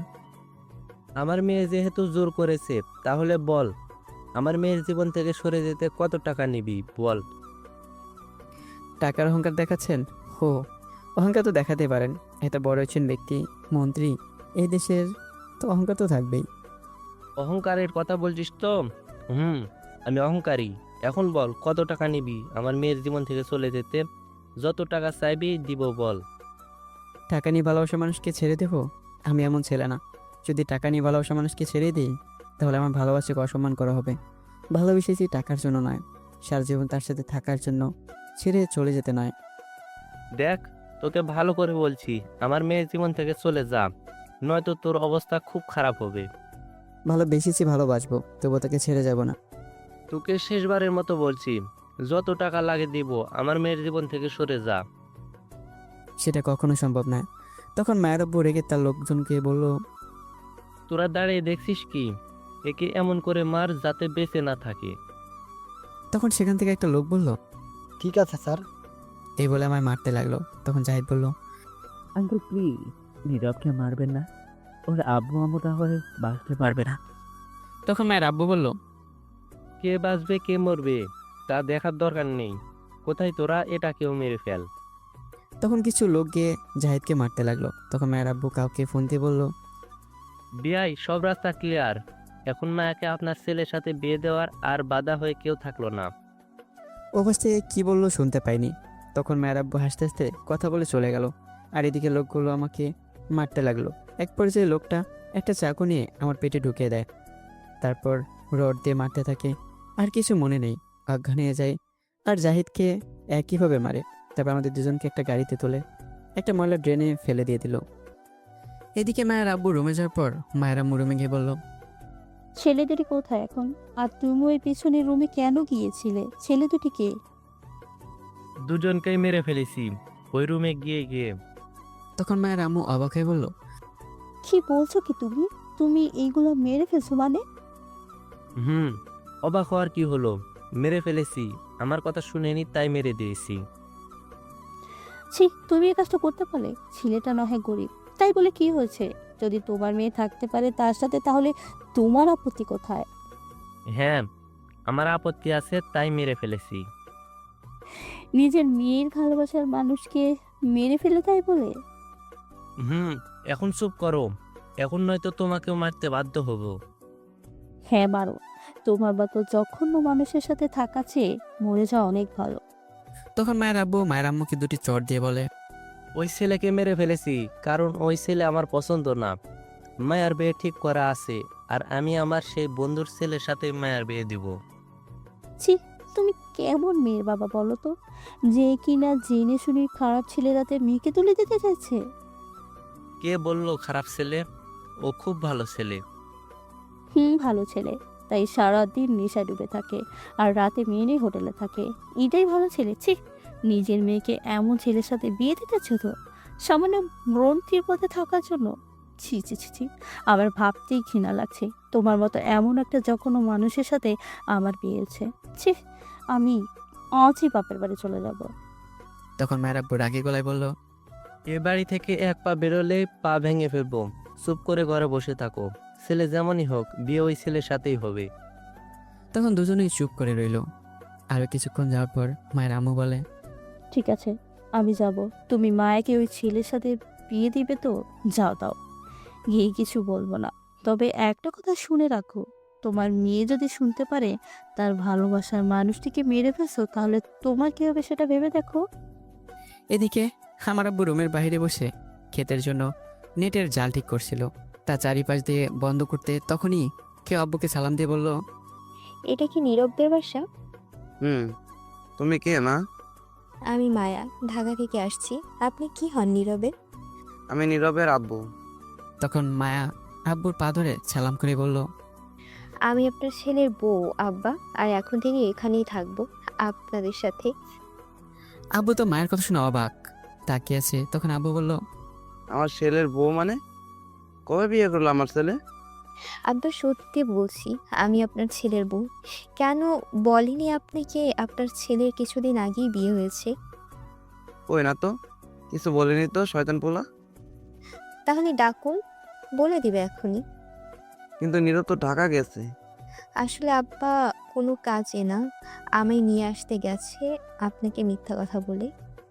কি এত বড় মিথ্যা কথা? ওই গো নীরবের আম্মু, জলদি এদিকে আসো। তখন আম্মু বলল, একটু পর আসছি। একটু পর না হয় এখনই এসো। ইস, রান্না করতে বসেও শান্তি নেই তোমার জন্য। আসো আর দেখো। তখন আম্মু এসে দেখলো একটা মেয়ে দাঁড়িয়ে আছে। তখন আম্মু জিজ্ঞাসা করে, তুমি কে মা? তখন মায়ে গিয়ে আম্মুর পায়ে ধরে সালাম করে। আম্মা, আমি আপনার একমাত্র ছেলের বউ। আম্মু মায়ের কথা শুনে অবাক হয়ে গেল আর বলল, কি? দেখছো, তোমার ছেলে না বলে বিয়ে করে ফেলছে। তখন আম্মু বলে, খুব ভালো ভালো করেছে আমার জন্য একটা বৌমা নিয়ে এসে। আমিও মনে মনে ভাবছিলাম বিয়ের কথা। মাশাআল্লাহ, খুব সুন্দর আমার বৌমা, ছেলের পছন্দ আছে। তখন মায়া আম্মুকে বলল, আম্মা, একটু বসা যাবে? পা ব্যথা হয়ে গেছে হেঁটে আসতে আসতে। বর্ষা ঘরে এসে বৌমা। তখন মায়া ঘরে গিয়ে বসে আম্মুকে বলে, আম্মা, কখন গিয়েছে আমার বর বাসা থেকে?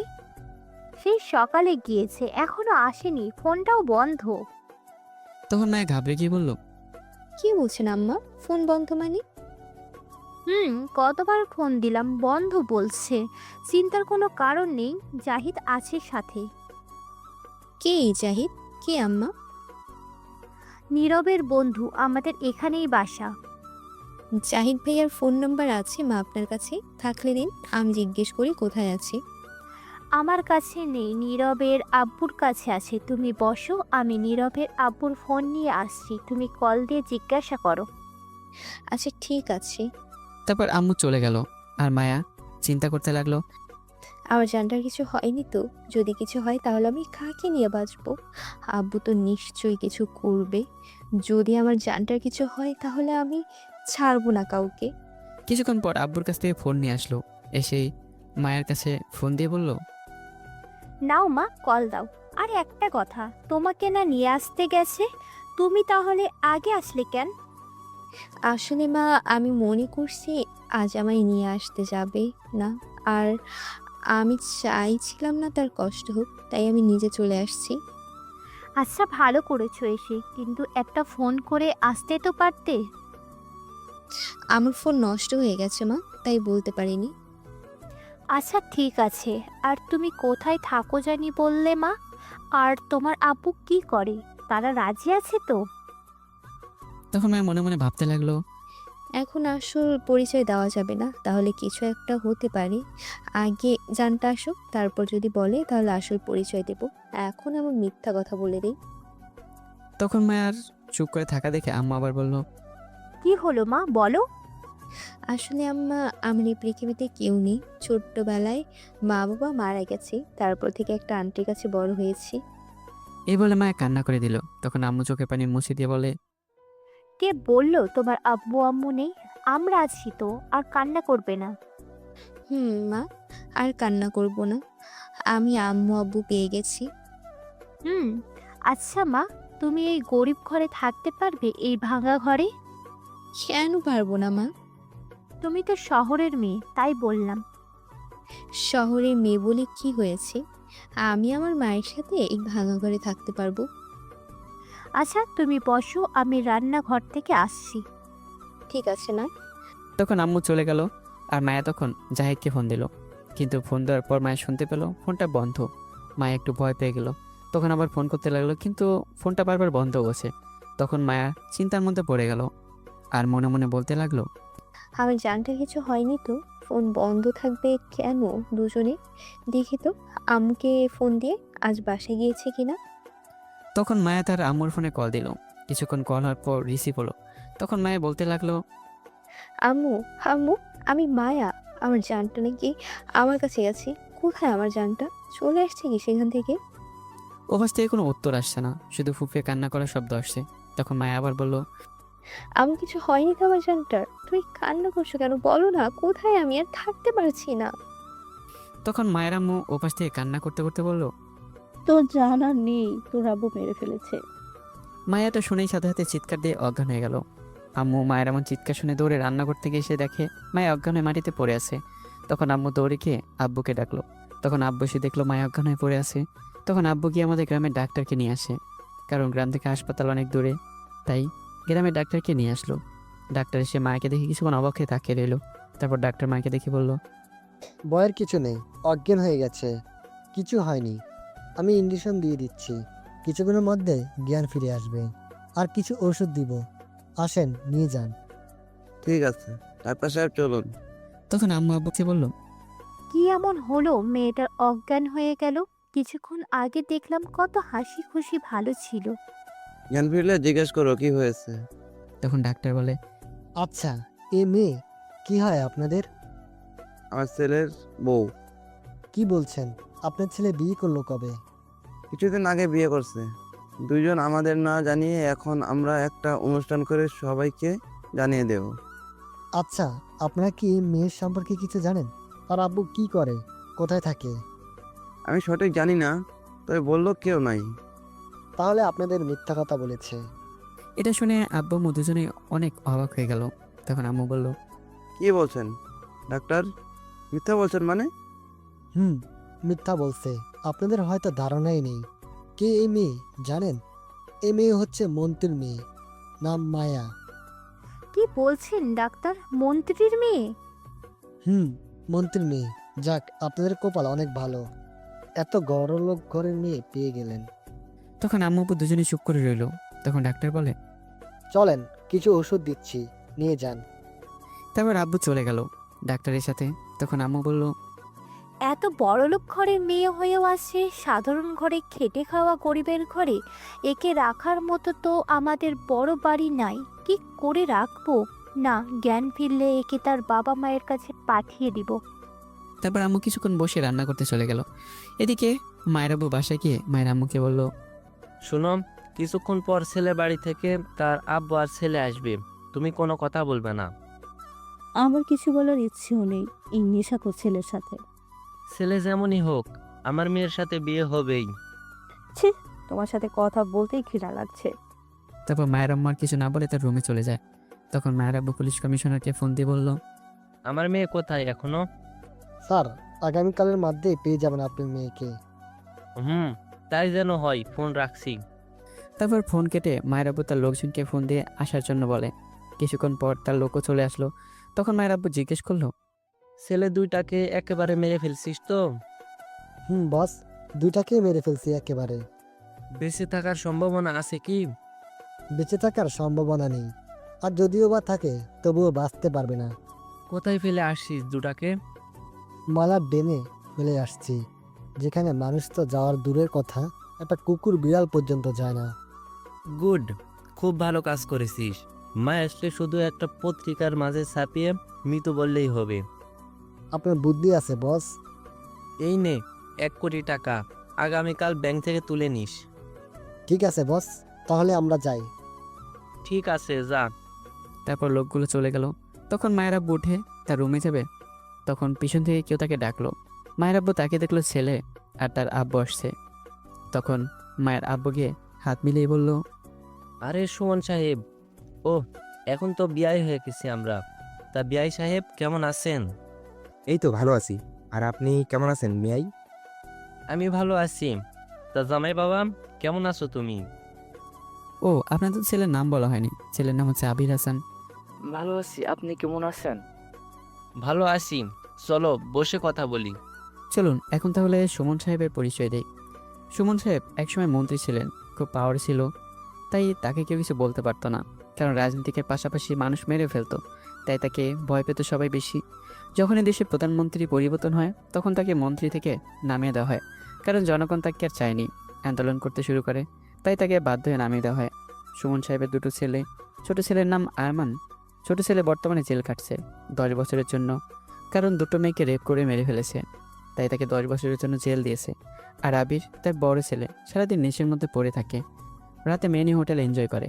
সুমন সাহেবের স্ত্রী মারা গেছে অনেক আগেই হার্ট অ্যাটাক করে, তারপর সে বিয়েও করেনি। সুমন সাহেব যখন মন্ত্রীর পদ থেকে সরে আসে, তারপর থেকে তার একটু পাওয়ার কমে গেছে, তবুও এখন অনেক বড় বড় নেতা তাকে ভয় পায়। মায়ের আব্বু ছিল এমপি, তার খুব শখ ছিল সে মন্ত্রী হবে, তাই সে সুমন সাহেবের সাহায্য নিয়ে মন্ত্রী হয়। কারণ এখনও সুমন সাহেব বড় বড় নেতাদের যা বলে তাই করে, আর মন্ত্রী করে দেওয়ার বিনিময়ে মায়াকে চায় তার বড় ছেলের বউ হিসেবে। তখন মায়ের আব্বু মন্ত্রী হওয়ার জন্য কথা দেয় মায়াকে তার ছেলের বউ করে দেবে যদি সে মন্ত্রী হতে পারে।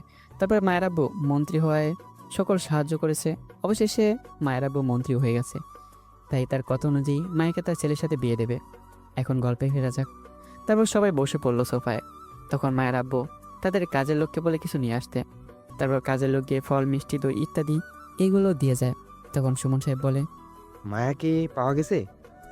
আগামীকালের মধ্যে পড়লো খুঁজে নিয়ে আসবে। তাহলে আর চিন্তা কিসের? আমরা 2 দিন পর না হয় এসে বিয়ের দিন তারিখ ঠিক করব। আমিও তাই ভাবছিলাম। বিয়ান সাহেব কোথায়? রুমে শুয়ে আছে, বলল মাথা ব্যথা করছে, মনে হয় ঘুমিয়ে গেছে। ডাকবো? না, ডাকার দরকার নেই, ঘুমিয়ে থাকুক। তারপর সবাই মিলে আরেক কিছুক্ষণ কথা বলে চলে গেল। যাওয়ার পর মায়ের আব্বু বসে বসে টিভি দেখতে লাগলো। রাতে মায়ের আব্বু আর মায়ের আম্মু খাবার খেয়ে ঘুমিয়ে পড়লো। এদিকে মায়ের এখনো জ্ঞান ফিরেনি। আব্বু আম্মু চিন্তার মধ্যে পড়ে গেল। ডাক্তারকে ফোন করে সব বললো। তখন ডাক্তার বললো একটু সময় লাগবে, তার শরীর অনেক দুর্বল, তাই জ্ঞান ফিরতে লেট হবে। তারপর আব্বু আম্মু না খেয়েই শুয়ে পড়লো। মায়ের জ্ঞান পেল মাঝরাতে। মায়ে তাকে দেখলো আম্মু পাশে শুয়ে আছে, আব্বু নেই। তখন মায়ে উঠে কান্না করতে লাগলো। মায়ের কান্না শুনে আমার ঘুম ভেঙে গেল। তখন ঘুম থেকে উঠে বলল, কি হয়েছে মা, তুমি কাঁদছো কেন? কি হয়েছে? মায়ে কান্না করতে করতে বলল, মা আমার জানটা। এই বলে আবারও কান্নায় ভেঙে পড়লো। তখন আম্মু বলল, মারে কাঁদিস না তুই, বল কি হয়েছে আমায় বল। কিন্তু মায়ে কান্না করতে লাগলো। কি করে বলবে সে? তার জানটা নেই পৃথিবীতে। কান্নার কারণে কিছুই বলতে পারছে না। কিছুক্ষণ পর আম্মু বলল, এভাবে কান্না না করে আমায় বল কি হয়েছে, আর যদি না বলিস তাহলে কান্না না করে সমাধান কর। তখন মায়ে মনে মনে বলল, কি করে এখন তুমি কি বোঝাবো? তখন আম্মু বলে, মারে কাঁদিস না, বল আমায় কি হয়েছে বল। তখন মায়ে একটু কান্না থামিয়ে বলল, কি করে থাকবো এখন আমি মা, তাকে ছাড়া একটা মুহূর্ত থাকতে পারবো না। তোর কথার কিছুই বুঝি না, ভালো করে বল। মায়ে যখনই বলতে যাবে কিন্তু কিছু একটা ভেবে থেমে গেল আর মনে মনে ভাবতে লাগলো, না, এখন বলা ঠিক হবে না। আমার জান আমায় ছেড়ে চলে যেতে পারে না, আমি বিশ্বাস করি না আমায় ছেড়ে চলে গেছে। নিশ্চয়ই আটকে রাখছে আব্বু, আমি আব্বুকে ছাড়বো না, এক্ষুনি যাব। তখন আম্মু বলল, কি রে বল কি হয়েছে? তখন মায়া কষ্টগুলো লুকিয়ে কান্নাগুলো চাপা দিয়ে ফুপিয়ে ফুপিয়ে বলল, মা আমার বর নাকি জেলে আছে। কি বলছিস কি মা তুই? এটা হতে পারে না। কি করেছে আমার ছেলে? কিছু করেনি, যে গাড়ি দিয়ে গিয়েছে সে গাড়িতে ড্রাগস পাওয়া গেছে, তাই সবাইকে জেলে নিয়ে গেছে। কিসের ড্রাগস? এটা কি সেই ডাব সাবান যেটা শরীরে দেয়? আরে না, এটা সাবান না, তুমি বুঝতে পারবে না, এটা নেশা জাতীয় দ্রব্য। এখন আমার ছেলের কি হবে? আমি আছি, আমি গিয়ে নিয়ে আসছি, তুমি চিন্তা করবে না, আমি খুব তাড়াতাড়ি নিয়ে আসবো। আচ্ছা, এটা কি সত্যি কথা বলবি মা? কি বলো মা? তুই কে, এটা সত্যি কথা বলবি? সত্যি কথা বললে আমি ঘর থেকে বের করে দিবে না তো? তুই বল আগে। তুমি বলো আগে, ঘর থেকে বের করে দিবে না তো? আচ্ছা ঠিক আছে বল। আমি মন্ত্রীর মেয়ে। তাহলে তুই মায়ের কাছে মিথ্যে কথা বললি কেন? ভয় হচ্ছিল যদি তুমি মেনে না নাও, তাই বলছি। সবাই রাজি আছে? আমি রাজি করিয়ে নেব। থাকতে পারবি এই ভাঙা গরিব ঘরে? থাকতে পারবো। তোমরা যেখানে রাখবে থাকবো, যা খেতে দিবে খাবো, কিন্তু আমার বরটাকে দিও। ঠিক আছে পাগলি মেয়ে কোথাকার। আম্মু আমি এক্ষুনি চলে যাব। এত রাতে? সকালে যাস? ওই তো আজান দিচ্ছি, কিচ্ছু হবে না, আমি গিয়ে আমার বরটাকে নিয়ে আসছি। তুই সকালে যাবি, এত রাতে যাওয়ার দরকার নেই। ঠিক আছে, আর কিছুক্ষণ পর তাহলে যাই। পাগল হয়ে গেছে। আচ্ছা ঠিক আছে যাস, এখন শুয়ে থাক। তুমি শুয়ে থাকো, আমি আর ঘুমাবো না। তখন আম্মু শুয়ে পড়লো আর মায়া মনে মনে বলতে লাগলো, কি করে ঘুমাবো, ভেতরে সব পড়ে যাচ্ছে, পারছি না চিৎকার করতে কাঁদতে। কিছুক্ষণ পর মায়া বেরিয়ে পড়লো রুম থেকে। নিজেকে সামলে রাখতে পারছে না বলে কিছুটা দূরে গিয়ে মায়া হাঁটু গেড়ে বসে চিৎকার করে কাঁদতে লাগলো আর বলতে লাগলো, আল্লাহ তুমি কেন আমার সাথে এমন করছো? কি করেছি আমি, কেন কষ্ট দিচ্ছ আমায়? আমি তাকে ভালোবেসে সারা জীবন থাকতে চেয়েছিলাম একসাথে, আর তুমি আমি রেখে আমার জানটাকে খেয়ে নিয়ে যাচ্ছ। আমি তাকে ছাড়া একটি মুহূর্তের জন্য থাকতে পারবো না, অনেক ভালোবাসি। এই বলে মায়া চিৎকার করে কান্না করতে লাগলো। কিছুক্ষণ পর একটু কান্না থামে আবারও বলতে লাগলো, যদি কিছু হয় আমার জানটার, তাহলে আমি কাউকে ছাড়বো না। তখন মায়া কান্না থামে ফুপিয়ে ফুপিয়ে দৌড়ে যেতে লাগলো। কিছুটা দূরে গিয়ে বলতে লাগলো, এখন গাড়ি কোথায় পাবো? কোথায় পাবো গাড়ি আমি যাওয়ার জন্য? না, আর দাঁড়িয়ে ভাবলে চলবে না, লেট হয়ে যাবে। আমায় এখন দৌড়ে যেতে হবে, না হলে লেট হয়ে গাড়ির সামনে পেলে উঠে যাব। তখন মায়ের কিছু না ভেবেই দৌড়ে যেতে লাগলো। কিছুটা সামনে যাওয়ার পর দেখলো একটা বয়স্ক লোক আসছে। তখন মায়া দৌড়ে তার কাছে গিয়ে তাকে জিজ্ঞাসা করলো, আঙ্কেল আঙ্কেল প্লিজ আপনি একটু বলবেন এখন গাড়ি পাবো কোথায় ঢাকা যেতে? তখন বয়স্ক লোকটাও জিজ্ঞাসা করলো, কি হয়েছে তোমার?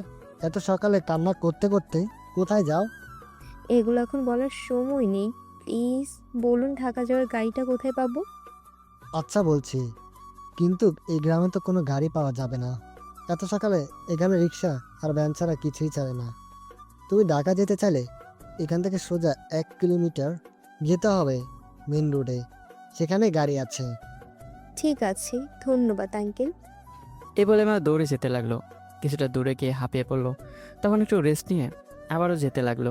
অনেকক্ষণ পর মেন রোডে গিয়ে পৌঁছলো মায়া। গিয়ে দেখলো একটা বাস দাঁড়িয়ে আছে। তখন মায়ের সাথে হাতেই উঠে গেল। কিছুক্ষণের মাঝে বাস চলতে লাগলো। মাঝ রাস্তায় যাওয়ার পর হেল্পার এসে মায়ের কাছে ভাড়া চাইতে গিয়ে মায়াকে দেখে অবাক হয়ে গেল আর বলে উঠলো হেল্পার, এ কি ম্যাডাম, আপনি এই বাসে? আমার তো বিশ্বাস হচ্ছে না, মন্ত্রীর মেয়ে এই বাসে? এটা শুনে সবাই মায়ের দিকে অবাক দৃষ্টিতে তাকিয়ে রইল। আর সবাই ছবি তুলতে লাগলো যে যার মতো। মায়ের ওইদিকে কোনো খেয়ালই নেই কে কী করছে। সেটা রাস্তা এমন করে গেল। হেল্পার মায়ের কাছ থেকে ভাড়া নিল না। 3 ঘন্টা পর মায়ে পৌঁছালো ঢাকা। বাস থেকে নেমে মায়ে একটা সিএনজি নিয়ে উত্তরা যেতে লাগলো। কিছুক্ষণ পর পৌঁছে গেল। সিএনজি ভাড়া দিয়ে মায়া দৌড় দিয়ে ভিতরে চলে গেল। গিয়ে দেখলো তার আব্বু দাঁড়িয়ে আছে গার্ড নিয়ে, হয়তো কোথাও যাবে। তখন মায়ের দৌড়ে গিয়ে তার আব্বুকে বুকে কিলঘুষি মারতে লাগলো আর কান্না করতে করতে বলল, আমার জানটা কোথায়? কেন আমার থেকে কেড়ে নিয়ে নেই আমার জানটাকে? এই বলে মায়া কান্না করতে করতে মারতে লাগলো। তখন মায়ের আব্বুর বডিগার্ড এসে মায়াকে ধরে একটু দৌড়ে নিয়ে যায়। তখন মায়া সেই 2 বডিগার্ডের হাতে কামড় দিয়ে ছুটে এসে আবার তার আব্বুকে কিলঘুষি মারতে লাগে আর বলতে লাগলো, কি দোষ করেছি আমি? কেন তুমি আমার সাথে এমন করছো?